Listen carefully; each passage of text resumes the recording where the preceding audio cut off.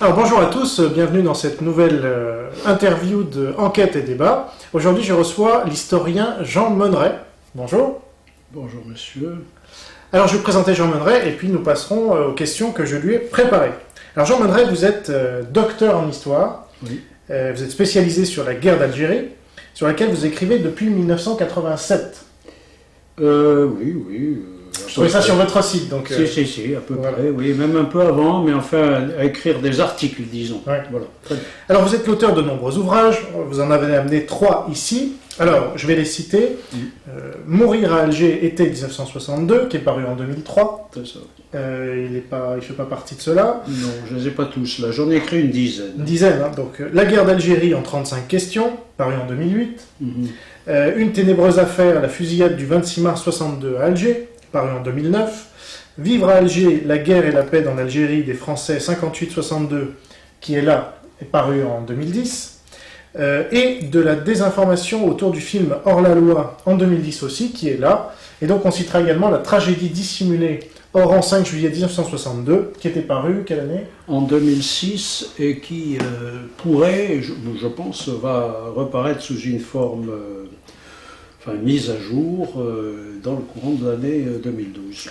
Parfait. Alors, commençons par un sujet d'actualité, parce que vous aviez passé votre thèse de doctorat sous la direction d'un certain François-Georges Dreyfus, Exactement. qui n'est pas très connu du grand public, mais qui est... Oui, qui est très connu dans le milieu des historiens. Hein. Voilà.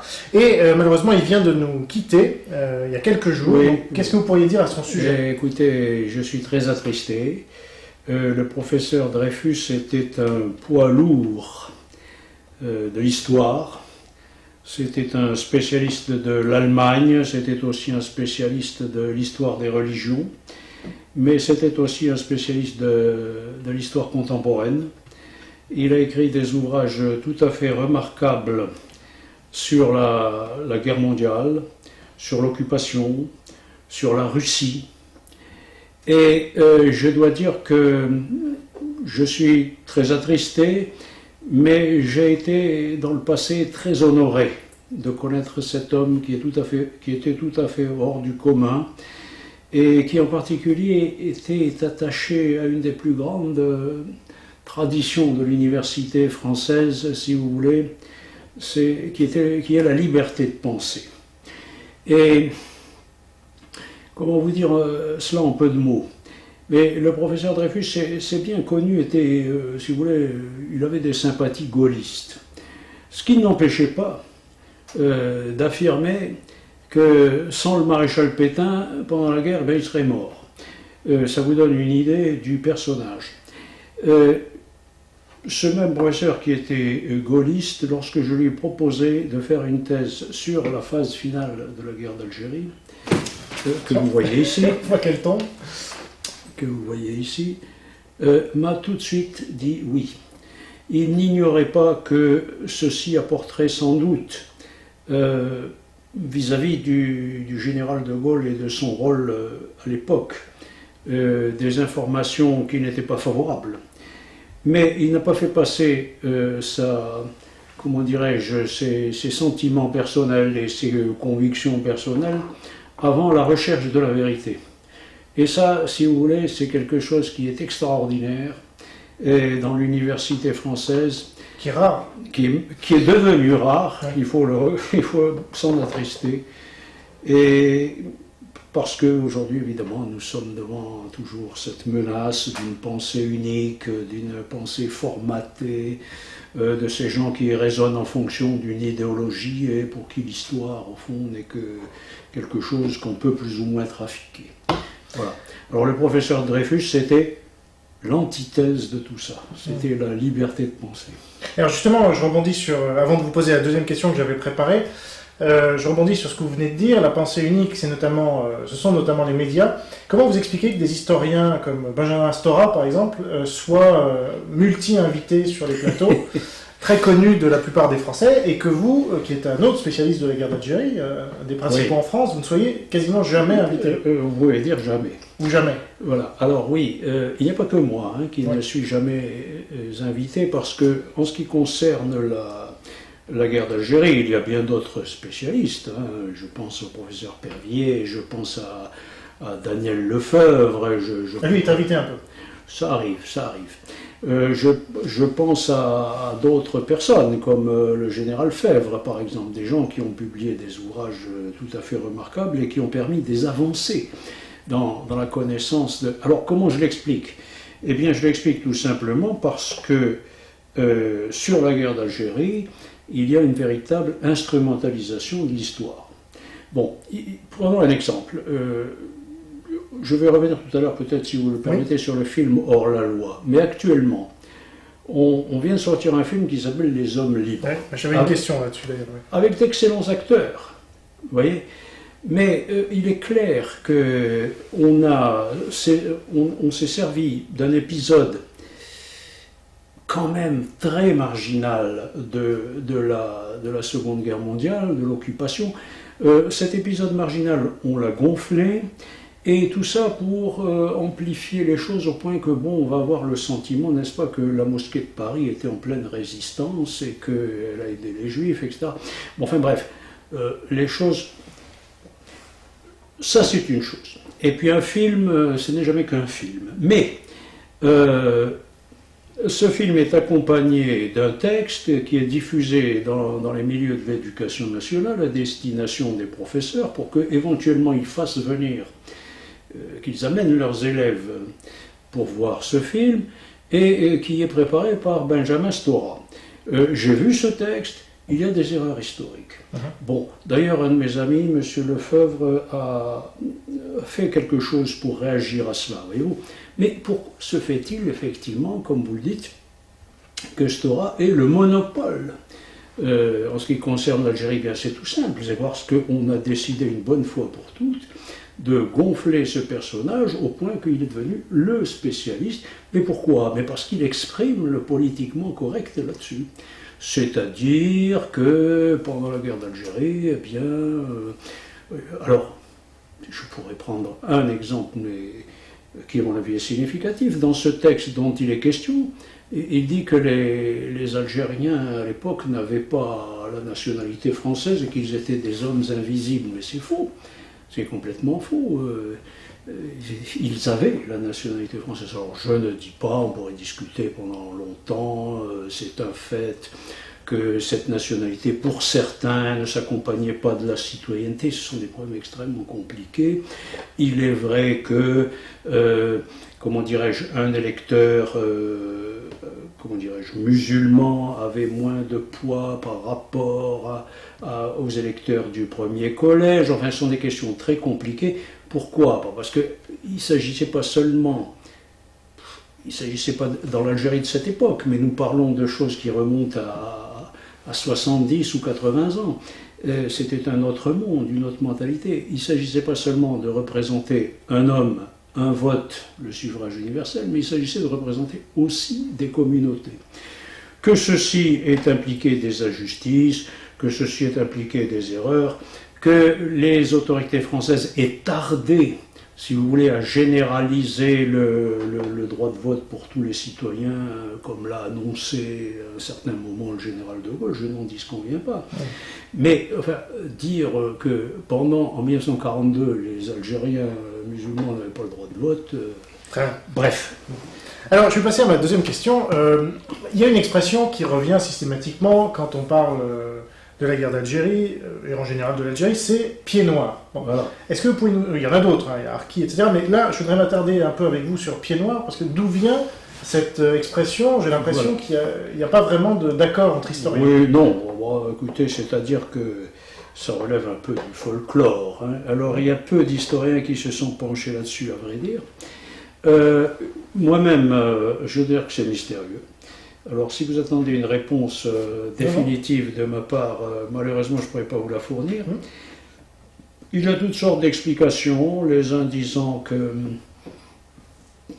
bon, les soldats qui avaient débarqué là-bas en 1830 portaient des chaussures noires, des bottes, que sais-je.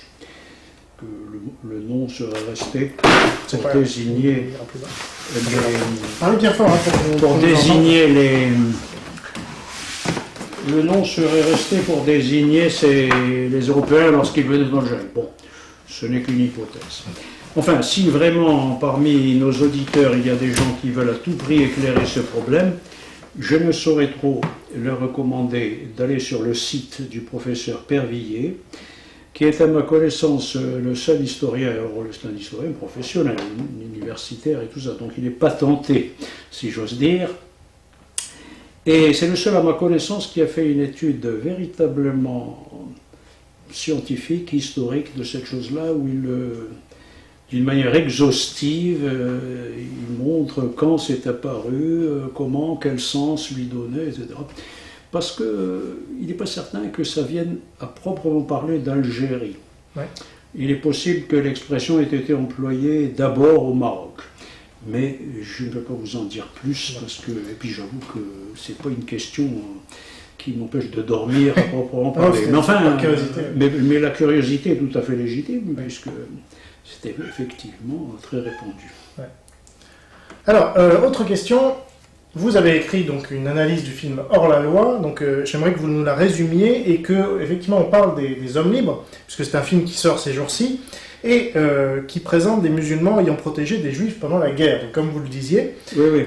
Or, un magazine en ligne qui s'appelle Kabyle Mag accuse, donc c'est un détournement de l'histoire selon eux, sous la bénédiction de Benjamin Stora, et ajoute-t-il, ce réalisateur n'est-il pas tout compte fait qu'un autre raciste arabe anti-kabyle, parce qu'il leur reproche de ne pas présenter oui, voilà. Les Kabyles. Je vois. Alors écoutez, je ne veux pas trop m'attarder sur ce film, je vous le dis franchement, pour la bonne raison que je ne l'ai pas encore vu. Oui, je crois d'ailleurs qu'il n'est pas sorti. Ah peut-être, oui. Alors, donc je ne veux pas... Ce que je sais, c'est que ce que j'ai lu, oui. et c'est pour ça que je vous en ai parlé, c'est le texte dont Benjamin Stora l'a accompagné à destination des enseignants. Oui. Mais la question que je me pose, ce film va-t-il mettre en relief le fait que, à cette époque, les Algériens, enfin d'une manière générale, les Maghrébins, mais enfin les Algériens avaient un statut spécial, parce qu'ils étaient citoyens français, justement, contrairement à ce que dit Stora.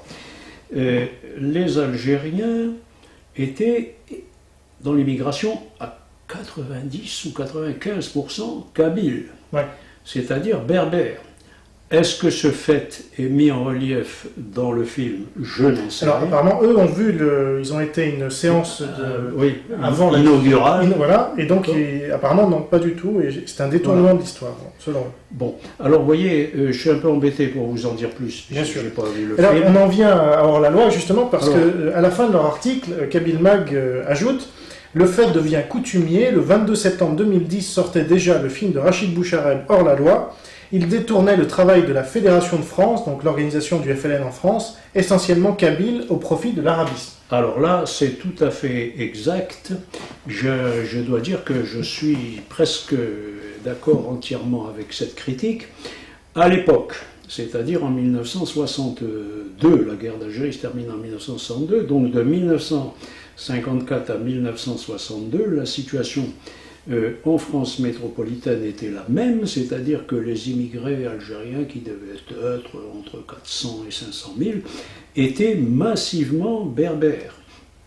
Et tel était le cas tout particulièrement à Paris, et par conséquent, ceux-ci se retrouvaient dans l'organisation du FLN, qui était l'organisation, bien entendu, clandestine, puisque nous sommes en pleine guerre, et cette organisation était massivement berbère. Or, je le signale d'ailleurs dans mon livre, lorsque l'on entend dans le film des responsables du FLN parler entre eux, ils parlent tous systématiquement le dialecte arabe et pas du tout le dialecte berbère, ce qui était évidemment le cas dans la réalité. Bon, alors, ça peut évidemment paraître anecdotique, mais ça ne l'est pas. Pourquoi? Parce que les acteurs qui participent au film, dont Jamel Debbouze, il y en a un dont j'oublie le nom là, peu importe, mais c'est amusant parce qu'ils parlent toujours, quand ils parlent souvent français, ce qui évidemment se comprend pour toutes sortes de raisons, mais quand ils se mettent à parler arabe, il parle le dialecte arabe, jamais. Mais ce qui est amusant, c'est qu'il parle le dialecte marocain.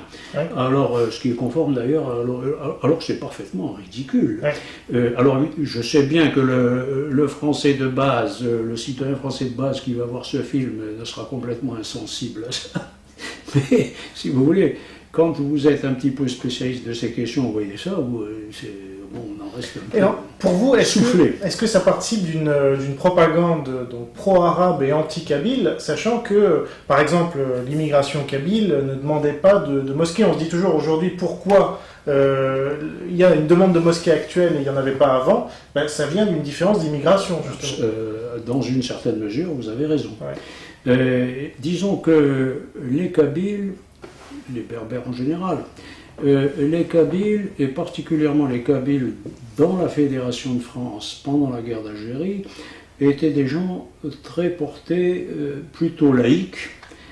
Bon, alors qui rendaient un hommage, si vous voulez, comment on dit ça, si vous voulez, très rapide, du bout des lèvres à l'islam, mais en réalité, très souvent, leur pensée était structurée par le marxisme. Ils étaient influencés par le marxisme parce qu'ils vivaient en France, parce qu'ils avaient des contacts avec les syndicats marxistes, avec le Parti communiste. Bon, il y avait des mésententes graves avec le Parti communiste, mais ça ne les empêchait pas d'être influencés par le marxisme et de raisonner souvent en marxiste, même si on ne peut pas dire, pas du tout même, qu'ils étaient alignés sur l'Union soviétique ou des choses comme ça. Mais, si vous voulez, c'était une pensée laïque. C'était une pensée largement marxisante, je dirais, plutôt là. Donc complètement différente, effectivement, de cette immigration que nous avons aujourd'hui, et qui est utilisée, d'ailleurs, les revendications actuelles de l'immigration sont souvent utilisées par des gens, alors bon, je vais dire pour simplifier, des mondialistes, mais qui sont bien représentés par les autorités françaises depuis plusieurs décennies, et qui nous font... Alors c'est une politique extrêmement bizarre, qui consiste à, je ne dis pas islamiser l'Europe, parce que ça va trop loin, mais enfin il est vrai qu'on constate qu'il y a une implantation de l'islam en Europe qui est faite délibérément, qui est encouragée, etc. Donc, que les Kabyles ne demandaient pas, justement. Jamais les Kabyles. C'est important. Jamais les Kabyles n'ont demandé ça. Et d'ailleurs, pour en revenir rapidement à l'occupation, parce que c'est pas quand même notre sujet, il est vrai qu'il y a eu des Maghrébins, j'en doute pas, qui ont aidé les Juifs, qui ont été résistants, ça... Je n'en doute pas, mais il est vrai aussi qu'il y en a un certain nombre qui étaient dans la milice et qui ont sévi. Alors je ne sais plus si c'est dans le Limousin ou dans la Creuse. Mes souvenirs ne sont pas très précis là-dessus, mais enfin, il y avait des tendances. D'accord. On attendra peut-être longtemps le film à ce sujet, justement. Je crois. Alors, bon, la guerre d'Algérie, c'est une période quand même trouble de notre histoire, et c'est ce qui en fait... quelque chose de passionnant, parce qu'on découvre encore aujourd'hui des choses. Alors, qu'est-ce que vous pouvez nous apprendre sur François Mitterrand pendant la guerre d'Algérie? Est-ce qu'il a, comme je l'ai lu, justifié la torture? Ça, c'est Jacques Attali qui le lui reproche. Est-ce qu'il a fait assassiner des membres du FLN? Là, cette fois, c'est Benjamin Stora qui l'a écrit récemment. Notamment, il parlait de 14 dirigeants du FLN. Et le général Ossarès a écrit, par exemple, que Mitterrand a pendu quelqu'un qui s'appelait Ben Midi sur l'ordre, enfin, que Ossarès... Bon, oui, je vois de quoi il s'agit. Sur ordre de Mitterrand, oui. compris. Bon, Ben Midi était un responsable important du FLN, et en particulier, il était à Alger pendant ce qu'on a appelé la bataille d'Alger en 56-57. Et donc cette période où le terrorisme sévissait dans les rues d'Alger, c'est-à-dire, il faut savoir à quoi ça correspond, c'est-à-dire qu'il y avait 10 morts par jour, et les gens en question, les commandos du FLN en question, frappaient des civils, c'est-à-dire des gens qui n'avaient pas de responsabilité ni militaire ni administrative, c'est-à-dire qu'on mettait des bombes dans les cafés, on mettait des bombes dans les autobus, parfois dans des écoles, sur des stades de football, et ceci a fait des dizaines et des dizaines de morts. On frappait des gens qui étaient des civils, des femmes, des enfants, y compris. Vous voyez, bon. Donc il faut bien préciser de quoi nous parlons. Le terrorisme, c'est ça. Ça consiste à s'en prendre à des civils, de manière à semer le trouble dans la société et éventuellement une terreur collective.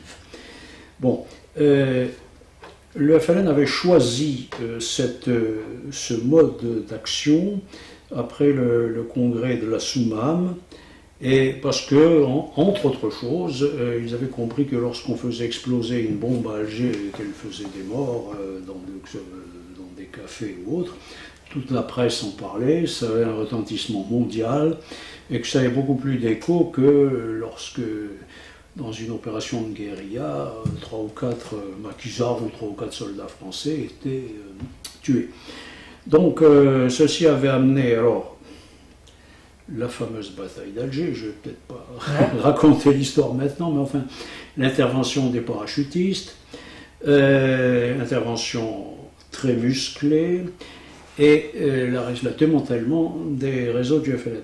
Ben Mahdi a été arrêté, c'était un des plus importants chefs FLN arrêtés. Alors, Osarès a raconté que, bon, il y avait un mystère entourant la mort de Ben Mahdi, mais enfin, on savait qu'il avait été exécuté. Et, bon, on a appris par Osarès qu'il a été pendu. Sur ordre de Mitterrand, donc. Alors, sur ordre de Mitterrand, selon Osarès. Ça, franchement, j'en doute un peu. Ouais. Les choses étaient aussi directes que ça. Ah bon. Parce que ça rejoint ce que dit Benjamin Stora. Oui, bon, peut-être. Qui aurait fait exécuter ces 14 dirigeants du FLN. Alors, à quoi fait allusion Benjamin Stora quand il parle de 14 dirigeants du FLN? Ce qui s'est passé, c'est qu'il y a eu des exécutions. À l'époque, la peine de mort n'était pas abolie. Donc, à partir du 19 juin 1956, les terroristes arrêtés et qui avaient été condamnés à mort par des tribunaux ont commencé d'être exécutés. Alors, par exemple, à la prison Barberousse à Alger. Alors, je ne vais pas entamer maintenant une discussion sur la peine de mort, etc. Non, parce que voilà. Mais ce qui est certain, c'est que Mitterrand était à l'époque ministre de la Justice, et que par conséquent, il a signé certains documents autorisant l'exécution de ces personnages. Alors 14, je ne sais pas pourquoi Stora dit 14, peut-être 14, peut-être. Je sais que les deux premiers, on en a beaucoup parlé, l'un s'appelait Zabana, l'autre s'appelait Ferraj, et les deux avaient été condamnés par des tribunaux. Alors je sais que Stora a écrit un livre dans lequel il explique, bon, c'est toujours pareil, chaque fois que quelqu'un est condamné à mort et exécuté, on raconte après qu'il était innocent. Alors, bon, je veux bien que cette époque-là, il y a eu tout ce qu'on veut, une frénésie. Des emballements, oui. Des emballements peut-être. Enfin, c'est sûr que Mitterrand, ils n'ont pas pu être exécutés sans l'accord de Mitterrand. Et donc on sait que Mitterrand a signé un certain nombre de choses. Voilà. Alors, parce que sur ce qu'a dit Jacques Attali, je cite un article d'Algeria Watch de 2001. Ah, je ne connais pas, mais enfin, allez-y. Alors, pour Attali, qui se référait à une discussion avec Mitterrand, ce dernier, je cite, a créé les conditions légales pour que la torture soit en place. Quand il a, comme garde des Sceaux, proposé la loi de mars 56 qui donnait tous les pouvoirs aux militaires en matière de justice en Algérie. Il m'a dit, début 74, c'est la seule erreur que je veux bien reconnaître dans ma vie, a ajouté Attali. Cette information venant s'ajouter à la déclaration de Osarès et à d'autres témoignages rapportés et analysés par des historiens, fait que ceux qui veulent limiter les responsabilités aux seuls militaires commencent à livrer en quelque sorte un combat d'arrière-garde. Ah, oui, alors, évidemment, M. Attali, il ne manque pas de subtilité. C'est vrai que, pour ma part, j'ai toujours trouvé, si vous voulez, odieux que l'on fasse peser la responsabilité de la torture, parce que, bon, des tortures, il y en a eu. Ce que je conteste formellement, c'est que la torture ait été généralisée. Je conteste également que toute l'armée française ait pratiqué la torture. Ce n'est pas ça. Mais si on dit que les militaires français ne portaient pas la responsabilité de la torture, je suis d'accord, parce que nous étions dans un régime qui, malgré tout, malgré l'état d'urgence, malgré tout ce que vous voulez, c'était quand même un régime dit républicain, démocratique. Donc, à aucun moment, les militaires n'ont comment dirais-je, assumé le pouvoir politique. Nous n'étions pas dans une république putschiste. Donc, il est vrai que certains militaires ont agi comme ils ont agi, parce que les responsables politiques leur avaient donné des instructions en ce sens. Je ne savais pas là, vous attirez mon attention sur une loi, etc. J'avoue que je ne savais loi pas. de mars 56, oui. Je ne conteste pas l'existence de cette loi, mais ça va encore plus dans ce sens, c'est-à-dire que les militaires en question agissaient en fonction de directives du pouvoir politique, du pouvoir aussi bien exécutif que législatif. Donc, si on veut dire par là que les hommes politiques de l'époque, y compris Mitterrand, je ne me souviens plus très bien, c'était Guy Mollet ou c'était déjà son successeur, je ne me rappelle plus. Bon, si on veut dire ça a beaucoup bougé dans la quatrième. Oui, moins dans cette période-là. Il y a eu Guy Mollet, il y a eu ensuite Bourgès, Monoury, enfin bon, peu importe. Ces gens-là ont une responsabilité dans ce qui s'est passé. On ne peut pas dire les militaires et seulement les militaires, non. D'autre part, ceci dit, M. Attali, malgré son intelligence et sa subtilité, a encore des progrès à faire. Il faut qu'on en arrive à penser une chose, c'est que il est malhonnête intellectuellement de parler de torture si on ne parle pas de terrorisme. Vous comprenez? Si vous en prenez aux militaires français pendant la guerre d'Algérie en disant voilà, ils ont torturé, bon, d'accord.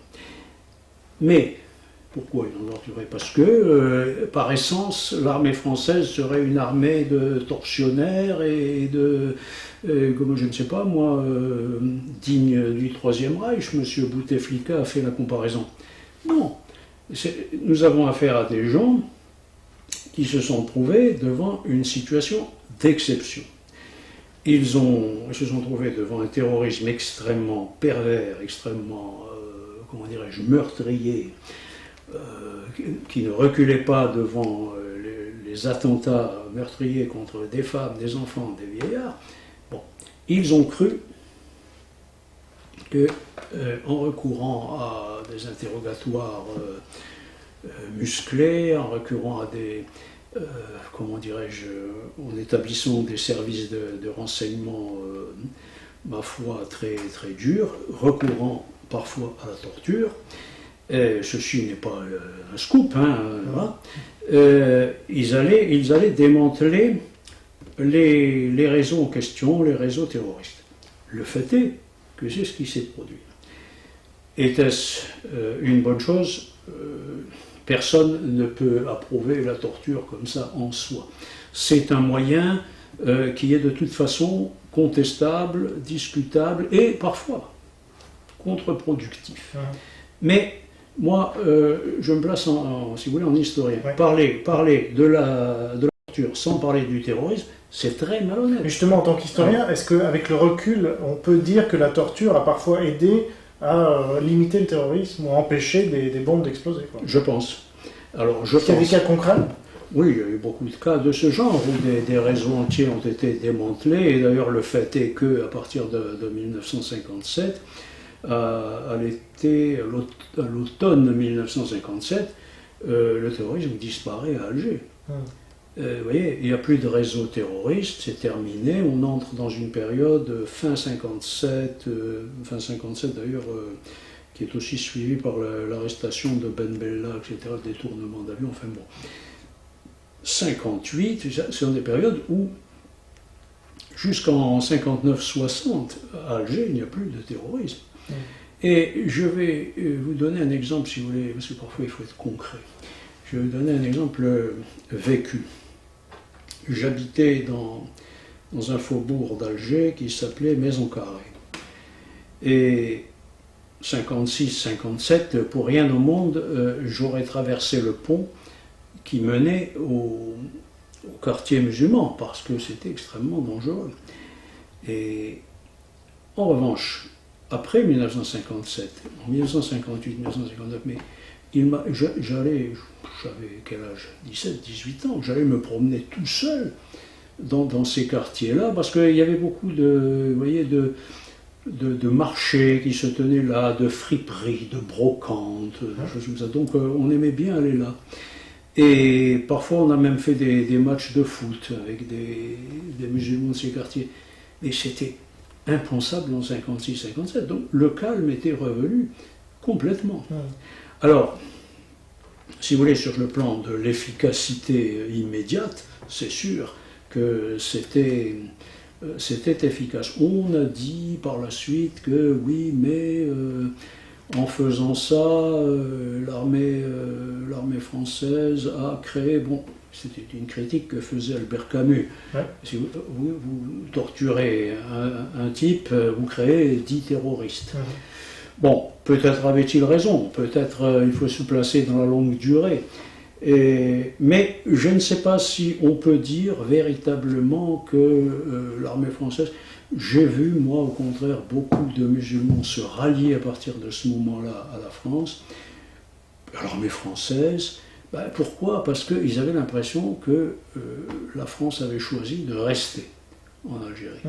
Et ça, c'est quelque chose qui s'est dissipé seulement tardivement, quand en 1960, jusqu'au moment en 1960, le général de Gaulle a dit la République algérienne qui n'existe pas, mais qui existera un jour.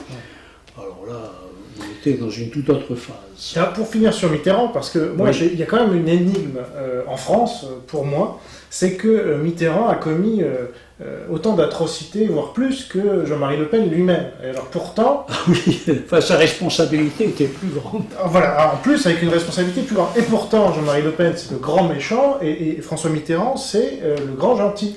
Alors, comment vous expliquez ça? En ce qui concerne Le Pen, je ne peux pas prendre parti sur la question de savoir s'il a pratiqué la torture, etc. Franchement, je ne crois pas. Mais comme je ne connais pas les dossiers personnels des gens, qu'est-ce que je vous dis? Ça me paraît invraisemblable. Il est vrai que, je vais vous dire ce que je sais en ce qui concerne Le Pen. Le Pen était un ami assez intime du général Massu. À partir de là, est-ce que ça veut dire, parce qu'il était ami du général Massu, qui commandait la 10e région militaire, qu'il a lui-même pratiqué la torture? Alors là, ça m'étonnerait. Bon. Mais ça, c'était pas ma question. Ma question, c'est sur Mitterrand. La question, c'est sur Mitterrand. Oui. Non, mais vous avez fait une comparaison. Oui. Alors, je vais vous dire, c'est certes, en tout cas, ce qui est certain, c'est que Mitterrand a beaucoup plus de responsabilités à cette époque, sur le plan politique et sur le plan du déroulement de la guerre d'Algérie, que beaucoup d'autres personnes. Et y compris, il a beaucoup plus de responsabilités qu'au SARES. Il est ministre de la Justice. Rien ne se fait dans les tribunaux, rien ne se fait avant les procès, et aucune exécution capitale n'a lieu sans son aval. Donc, ses responsabilités sont considérables. Et comment vous expliquez qu'il n'ait jamais eu à répondre de ce genre de responsabilité? Ah ben, c'est le politiquement correct. Nous vivons sous le règne du politiquement correct, cher monsieur. Et vous croyez que De Gaulle n'a pas des responsabilités pour un tas de choses? Et Mais lui, il est mort avant de pouvoir en répondre. Mitterrand, il a été au pouvoir en 81, il a gouverné 14 ans. Donc, Ah oui, mais alors, ça je me souviens très bien de cette période. Il n'était pas concevable, tout simplement, que quelqu'un aille poser les mauvaises questions. D'ailleurs, vous savez, à partir du moment où les socialistes sont arrivés au pouvoir en 1900, le 10 mai 81, si je me souviens bien, vous vous souvenez. On a vu... Alors je ne dis pas, loin de là, que la presse était libre avant, hein, pas du tout, et certainement pas la télévision. Mais on a vu quand même une razzia sur les médias, etc., qui ont été, je risque le mot, je ne dirais pas colonisés, mais en quelque sorte pris en main par toutes sortes de gens apparentés au parti dominant de l'époque, le Parti socialiste, situation qui n'a pas fondamentalement changé aujourd'hui. Enfin un petit peu, mais pensez qu'à l'époque, une des bêtes noires des socialistes arrivés au pouvoir, c'était El Kabach. Donc vous voyez, El Kabach, c'est pas quand même un homme qui a tellement, c'est certainement un très bon journaliste, mais qui est professionnel, mais qui n'a jamais brillé par une, comment dirais-je, c'est pas vraiment un dissident, quoi. Non. Et alors, pour terminer sur cette page Mitterrand, est-ce que vous seriez aussi critique avec Mitterrand que vous l'êtes avec Général de Gaulle? Moins parce que, bon, si vous voulez, bon, Mitterrand, c'était un bon machiavélien. Hein, on disait qu'il était florentin, alors c'était tout dire. Mais il faut quand même reconnaître que le général de Gaulle a battu des records, là. Et puis, il n'y a pas que ça. Que les hommes politiques mentent, c'est malheureux à dire, mais c'est dans la triste logique des choses. Parce que, comme le disait Machiavel, tout l'art de la politique consiste à faire croire. Donc, il ne faut pas trop s'étonner si les hommes politiques mentent. En matière de désinformation, si la désinformation consiste, comme le disait Volkov, à amener des gens à des conclusions fausses à partir de prémices qui ne le sont pas nécessairement, il faut quand même reconnaître que le général de Gaulle était un maître des informations. Quand il arrive sur le forum le 4 juin 1958 et qu'il dit aux pieds noirs 300 000 personnes, tout Alger est là, je vous ai compris, c'est un chef-d'œuvre de désinformation, parce que quand il dit je vous ai compris, tout le monde comprend, je suis d'accord avec vous, mais c'est pas du tout ça. Il dit compris, mais bon. Donc c'est un petit chef-d'œuvre. Mais ce qu'on reproche, alors bon, moi je reproche pas spécialement, hein, je vous dis, bon, il se trouve que je suis pied noir, mais je suis d'abord historien. Seulement, je comprends très bien que les pieds noirs aient une dent contre De Gaulle, parce que non seulement il y a eu, si vous voulez, deux choses. Il a d'abord réprimé très durement la population pieds noirs. Il faut voir, évidemment, le prétexte était de lutter contre l'OS, mais enfin, il faut voir ce qui s'est passé à Bab el-Oued le 23 mars 1962, n'est-ce pas, quand les gendarmes se sont rués. On renvoie à votre livre. Non, c'est le 26 mars, pardon. Alors, le 26 mars, c'est la fusillade. Ouais. Le 23 mars, c'est les gendarmes et les militaires qui, comment dirais-je, ratissent en quelque sorte Bab el-Oued. Bon, il y a eu des choses très dures. Il n'y a pas eu que ça.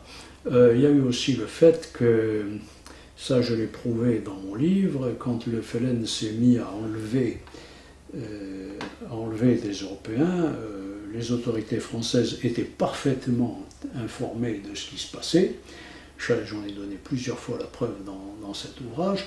Et les autorités françaises n'ont rien fait. C'est-à-dire qu'il y a eu 3000, alors attendez, je crois que c'est 3867 pieds noirs qui ont été enlevés.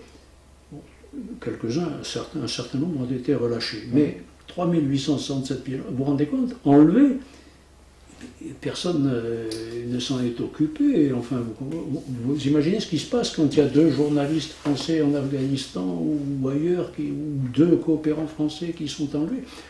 On en parle sans arrêt, on en parle à la télévision tous les soirs. 3867 pieds noirs, c'est vite.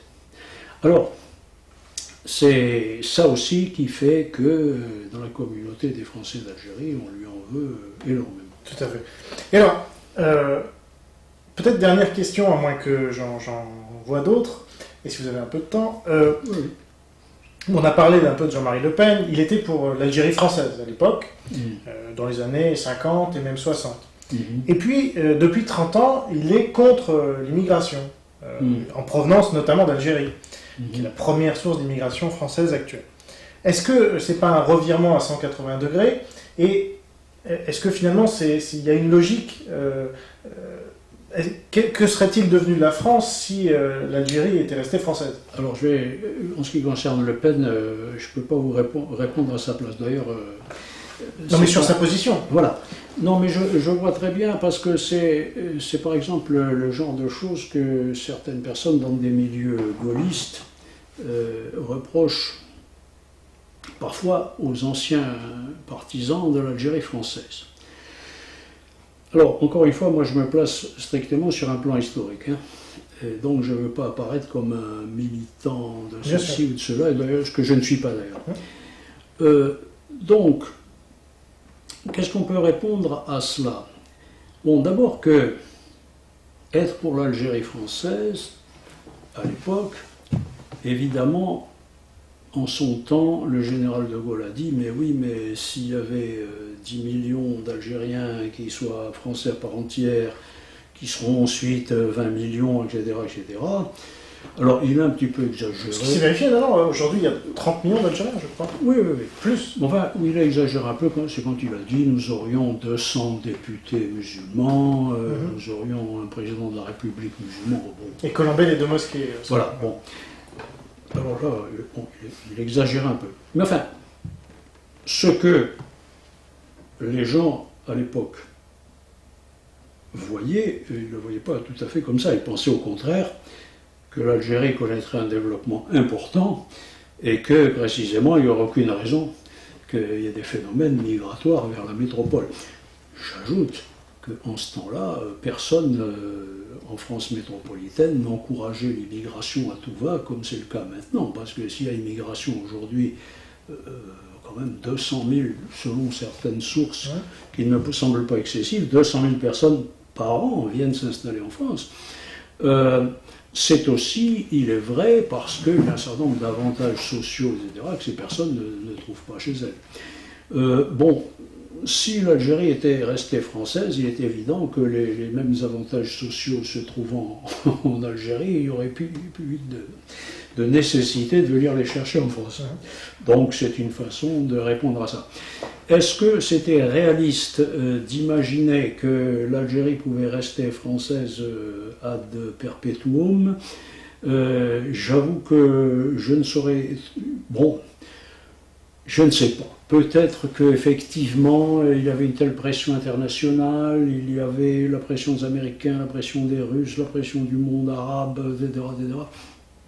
Il n'empêche que ce qui était certainement possible, c'est d'éviter la catastrophe qui a eu lieu en 1962.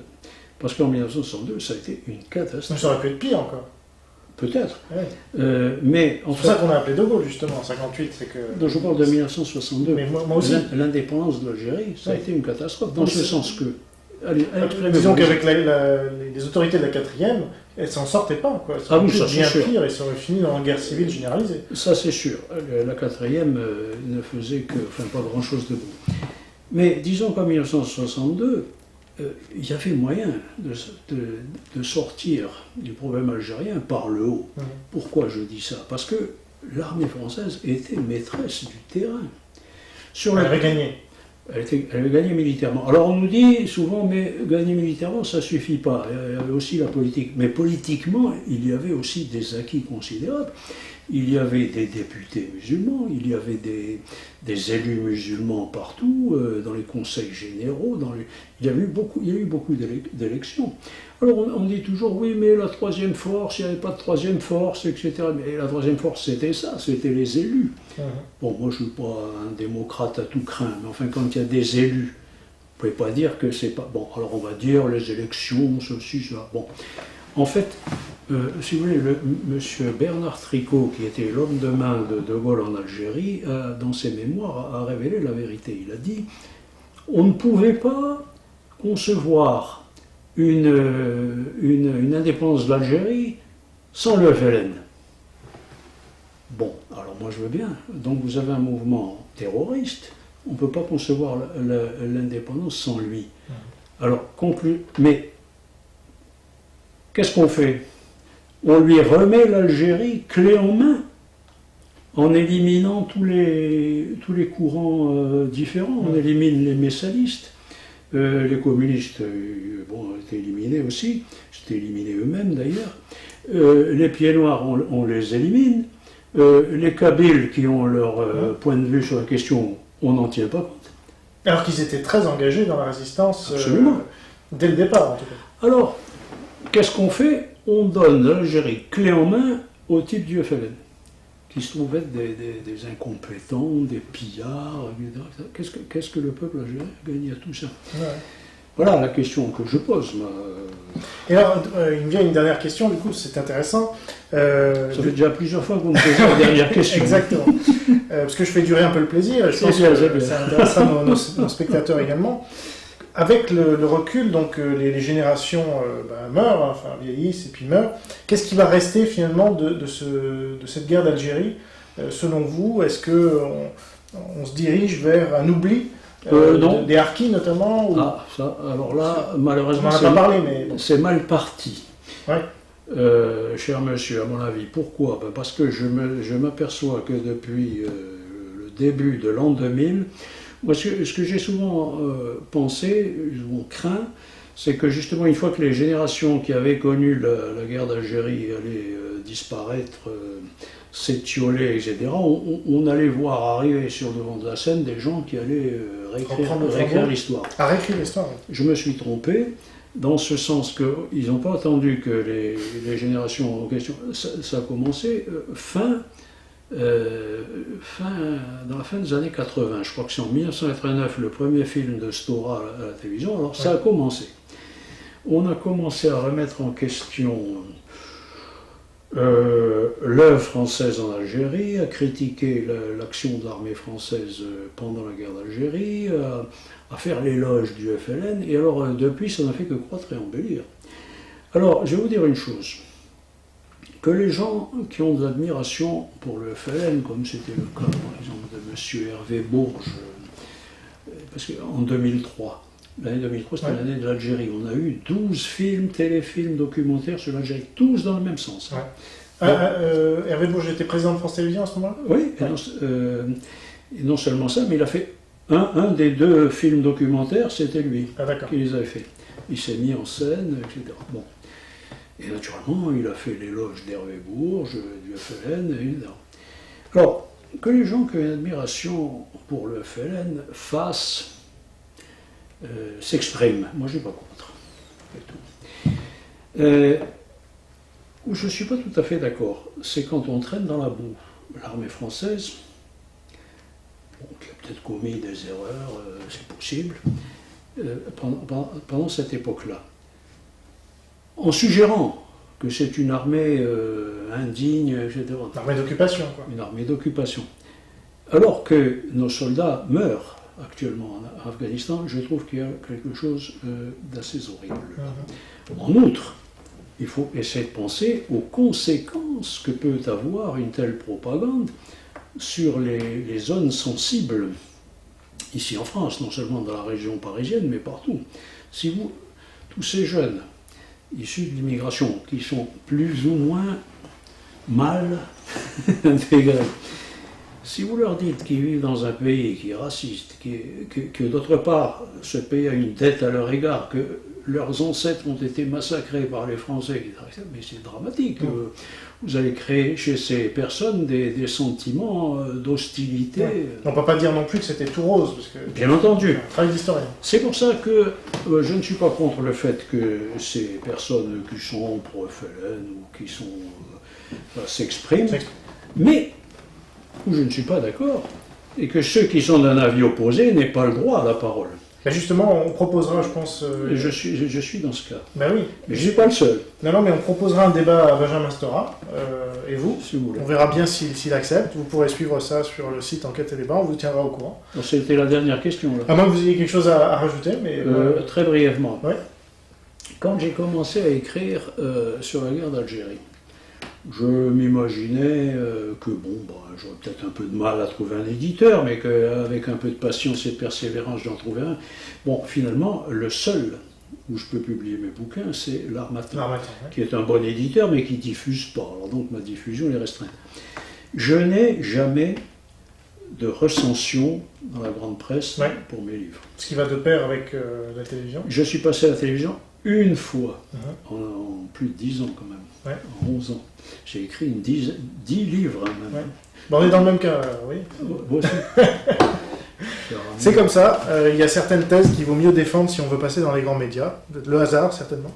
Mais Jean Monneret, merci beaucoup d'avoir accepté notre invitation. Tout le plaisir était pour moi. Voilà, j'espère que ça vous a intéressé, voire pour les jeunes générations, puisqu'on touche aussi les jeunes, donc c'est intéressant de découvrir toute cette histoire un peu dépassionnée, parce que c'est difficile de plonger dans les émotions, donc là on a les faits, on est un peu plus calme. Enfin, j'ai essayé. Tout à fait, et je vous remercie. Donc n'oubliez pas que la liberté d'expression ne vaut que si elle est partagée par tous, et à bientôt pour une nouvelle interview. Au revoir. Au revoir.